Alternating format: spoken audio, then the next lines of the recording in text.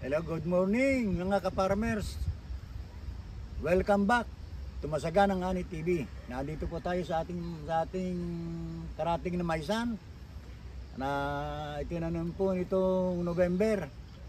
Ito po ay pabigang variety na more than 3 months lang po.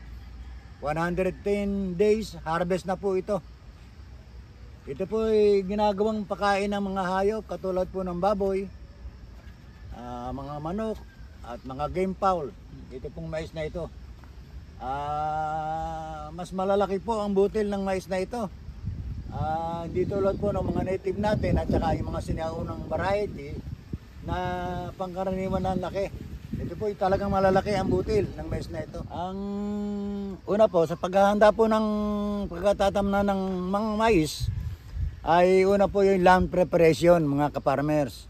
At ito po yung ginagawa natin. Una ginawa po ito po yung pinarastilyo ng 2 beses sa traktora. Katapos po pinararo sa ararong kahoy o kalabaw. At pagkatapos po noon ay tinamnan na.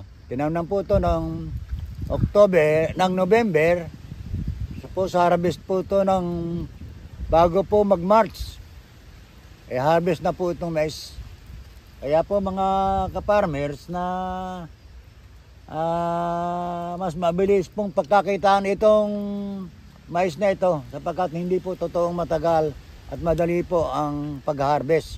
Una, ang ginawa po natin dito ay in-spray po natin ng pampatay ng damo. Sinamahan po natin ng Prebaton. Kaya po yung mga uod na nasa lupa ay antimanoy na nasupil ng pagkabomba.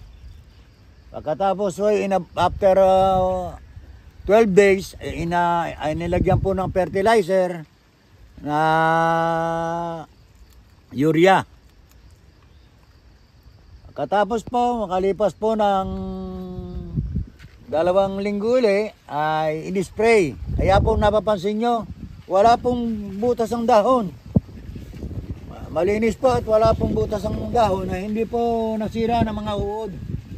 Yan po ang pinaka-importante sa pagmamis na masupil natin yung pagsalakay o pagdami ng mga uod sa ating maisan.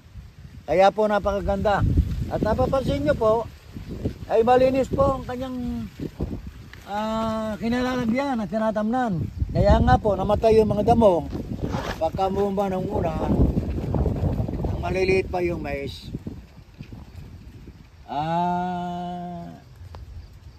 At malaki po, actually mayroon po siyang mga 3 hektarya o kulang-kulang 4 hektarya na natamnan itong pabigang variety na mais. Kaya po mga ka-farmers ay napakaganda po at halos pare-pareho ang sukat ng mais. Ang kagandahan po nito, kahit malimit ang pagkatanim, malaki at maliit, ito po ka naman kasi gigilingin, matapos ibilid sa patio, at ito po ay hindi po masayla na halaman ngayon. Napapansin nyo, halos pantay-pantay po ang paglabas ng kanyang bulaklak.